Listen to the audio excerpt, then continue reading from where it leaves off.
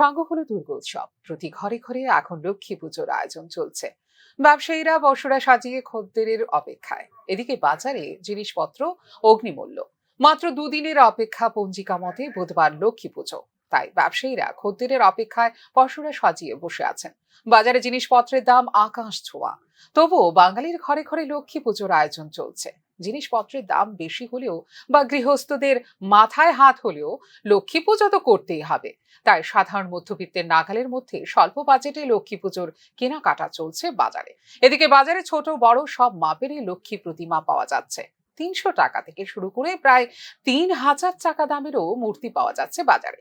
সবাই সাধ্য অনুযায়ী নিজেদের বাজেটের মধ্যে লক্ষ্মী পুজোর আয়োজন করতে আগ্রহী। তাই বাজারে চলছে মধ্যবিত্তের লক্ষ্মী পুজোর কেনাকাটা।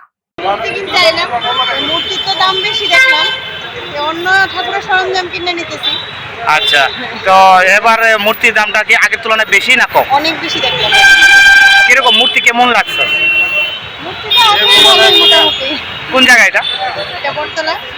কালকে তো আরো ভিড় হয়ে যাবে, তার জন্য ভাবলাম যে আজকে নিয়ে নিই। আর আগামীকালকে মঙ্গলবার আমি নেবো না, সোমবারটাই বেছে নিয়ে নেবো। বুধবারে পূজা করবো। আজকে মূর্তি এসে কেমন লাগছে? মূর্তির কালেকশন কালেকশন ভালোই আছে, দামটা অন্যবারের তুলনায় একটু বেশি আছে। আচ্ছা মানে যেগুলি ছিল 300 350, এগুলি এখন 500 600 হচ্ছে। আচ্ছা। অ্যাকচুয়ালি এরকম হচ্ছে, আর সব দিকে চিন্তা করতে হবে, ওদের কথাও চিন্তা করতে হচ্ছে। কেমন দামের মূর্তি আছে? যেমন বলতে 500, 800, 1000। কত থেকে শুরু হয়েছে এমনি? শুরুর থেকে এলো 700। আচ্ছা 700 করলে আপনার 600 টাকা দিন এই আর কি। আর বড় হইল 1500 টাকা, 15 হইল 1400 টাকা, 100 টাকা কম করলে বেচা কেনা তো আরো দুদিন আছে বাকি, তো কি বলবেন বেচা কেনা কিরকম অবস্থা? হইতেছে না আর কি। কি সবাই দাম করে করে যাইতেছে, আচ্ছা কিন্তু নিতেছে না।